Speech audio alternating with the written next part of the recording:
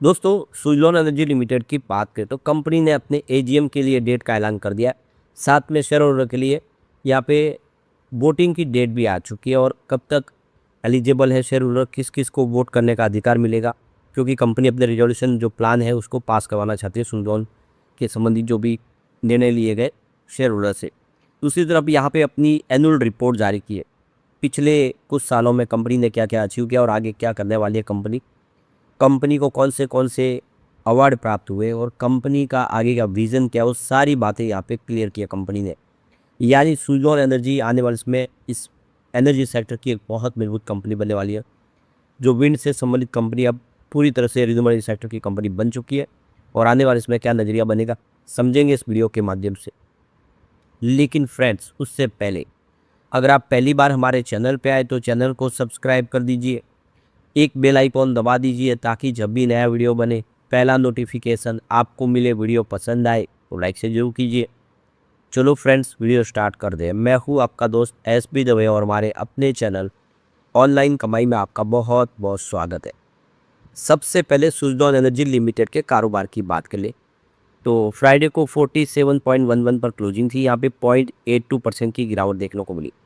अब सुज़लोन के स्टॉक की परफॉर्मेंस अगर आप देखेंगे तो कोविड काल के बाद ये बहुत बेहतर साबित हुआ, क्योंकि स्टॉक कोविड काल में देखें तो सिर्फ 2 रुपये के आसपास था।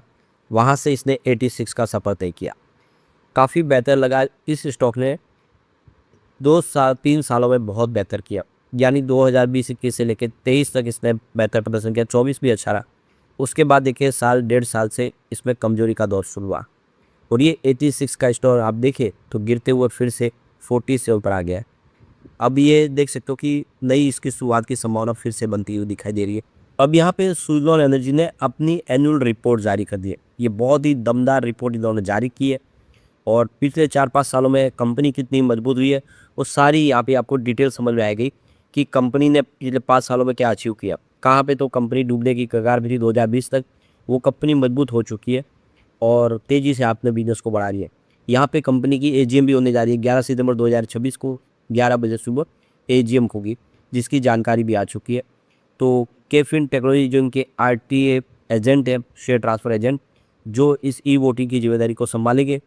तो देख सकते हो कि यहाँ पे कंपनी की तरफ से इसकी सारी डिटेल्स जानकारी आ चुकी है और एनुअल रिपोर्ट भी इसके साथ अटैच कर दी है, तो उसको अच्छे से हम समझ लेते हैं।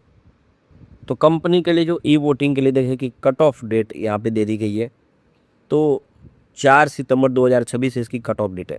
इसका मतलब ये है कि वही वोट कर सकते हैं जिनके पास 4 सितंबर 2026 तक शेयर है।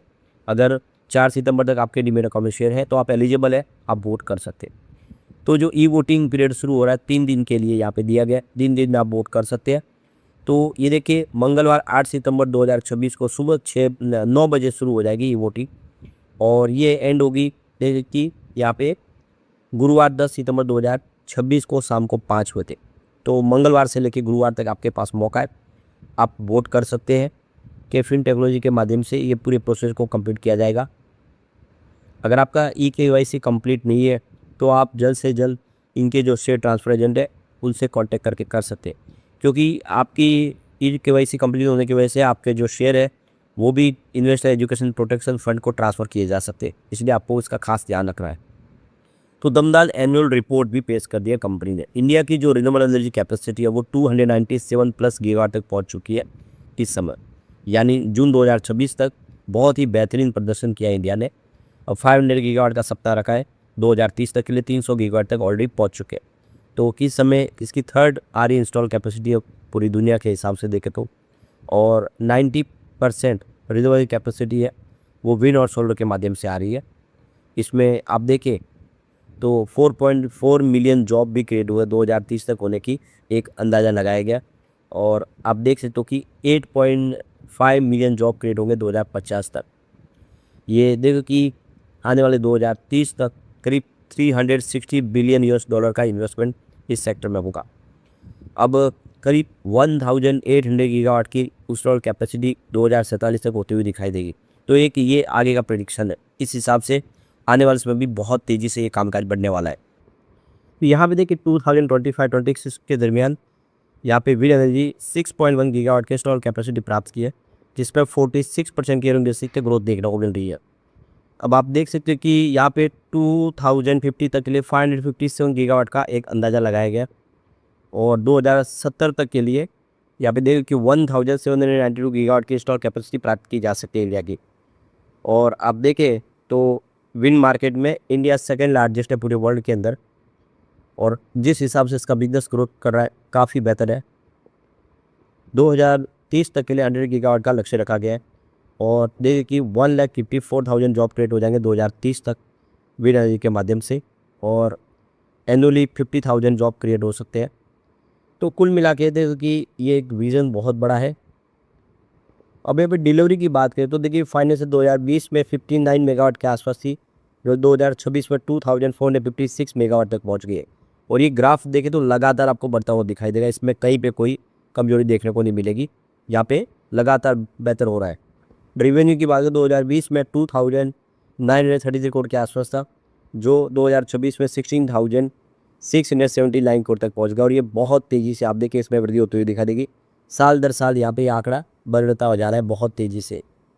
एबिटा की बात करें 2021-20 में तो आप निगेटिव था 860 करोड़, और यहाँ पे 2026 की बात करें तो ये 3022 करोड़ तक पहुँच गया, जो बहुत बड़ा जंप देखने को मिल रहा है।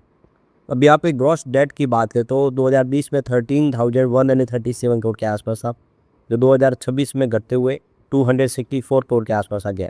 अब नेट डेट की बात करें तो 2020 में 13,003 करोड़ के आसपास था, जो इस समय अगर आप देखें तो 2024 में कंपनी के पास 1,156 करोड़ का कैश आ गया, सारा डेट कंपनी ने ख़त्म किया, और 2025 में बढ़ के 1,943 करोड़ तक पहुँच गया, और 2026 में अब जो कंपनी का कैश है वो 2,384 करोड़ के आसपास है।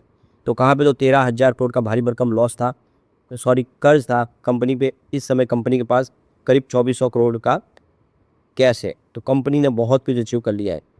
अब आप देखिए कंपनी के प्रॉफिट आफ्टर टैक्स की बात करें तो 2020 में 2,626 करोड़ का भारी भरकम लॉस था, अब वो धीरे धीरे कंपनी आगे प्रॉफिट में 3,093 करोड़ का प्रॉफिट हो गया है। तो करीब 2,600 करोड़ के आसपास का लॉस 3,000 करोड़ के प्रॉफिट में बदल चुका है, नहीं 4-5 साल में कंपनी ने बहुत बेहतर किया। नेटवर्थ की बात करें तो 2020 में 10,983 करोड़ निगेटिव था, तो इस समय 9,464 पर पॉजिटिव है, तो नेटवर्थ भी निगेटिव से पॉजिटिव हो चुका है। अब यहाँ पे सुज़लॉन ने बहुत कुछ अचीव कर लिया इस दौरान। अब देखिए best wind energy solution provider company साबित हुई है 2026 में, तो ये देख सकते हो कि काफ़ी बेहतर तरीके से आप देखिए सुज़लॉन एनर्जी ऑस्ट्रेलियन कंपनी उसको रिकॉग्नाइज किया गया है विंड सोल्यूशन प्रोवाइडर के तौर पे। इसके अलावा great place to work certificate 2026 में इनको प्राप्त हुआ है, यानी कंपनी ने बहुत बेहतर। कंपनी को यहाँ पे ग्लोबल ESG अवार्ड भी प्राप्त हुआ है क्लाइमेट चेंज के लिए, और ET पॉइंटर एनर्जी ट्रांसमिशन 2026 का अवार्ड भी इन्होंने प्राप्त किया है। इसके अलावा देखें तो क्लीन 2026 के लिए भी यहाँ पे इन्होंने बेहतर प्रदर्शन करते हुए दिखाई दिया। यूनाइटेड नेशनल ग्लोबल कॉम्पैक्ट के हिसाब से देखें तो उसमें भी इनका एक बड़ा रोल देखने को मिला है, यानी कुल मिला के काफ़ी बेहतर कंपनी ने किया, इसीलिए ये सारे अवार्ड प्राप्त हो रहे हैं। अगर हम साल दर साल के हिसाब से प्रदर्शन देखें तो आपको ये समझ में आएगा कि कंपनी ने कितना बेहतर किया। 2020 की अगर बात करें तो यहाँ पे कंपनी का जो रेवेन्यू है वो 2,933 करोड़ के आसपास था, लगातार बढ़ते हुए ये 16,679 करोड़ तक पहुँच गया, और इसमें आपको लगातार वृद्धि होती हुई दिखाई देगी। एबिटा 860 करोड़ माइनस था 2020 में, जो 3,022 करोड़ तक पहुँच गया। नेट प्रॉफिट की बात करें 2,692 करोड़ का लॉस था 2020 में, 3,163 करोड़ का प्रॉफिट हुआ। तो ये आप क्लियरली सिग्नल देख सकते हो कि कंपनी ने बहुत कुछ अचीव कर लिया, और इस रिपोर्ट के बाद हम कह सकते हैं कि आने वाला सुज़लॉन काफ़ी बेहतर करता हुआ दिखाई देगा। लेकिन फ्रेंड्स, कोई भी इन्वेस्टमेंट करने से पहले अपने फाइनेंशियल एडवाइजर से एडवाइस ले ले, या अपना खुद का रिसर्च करें, क्योंकि मैंने वीडियो आपके एजुकेशनल पर्पज़ के लिए ही बनाया। वीडियो पसंद आए तो लाइक से जरूर कीजिए और चैनल को सब्सक्राइब कर दीजिए। Thank you friends.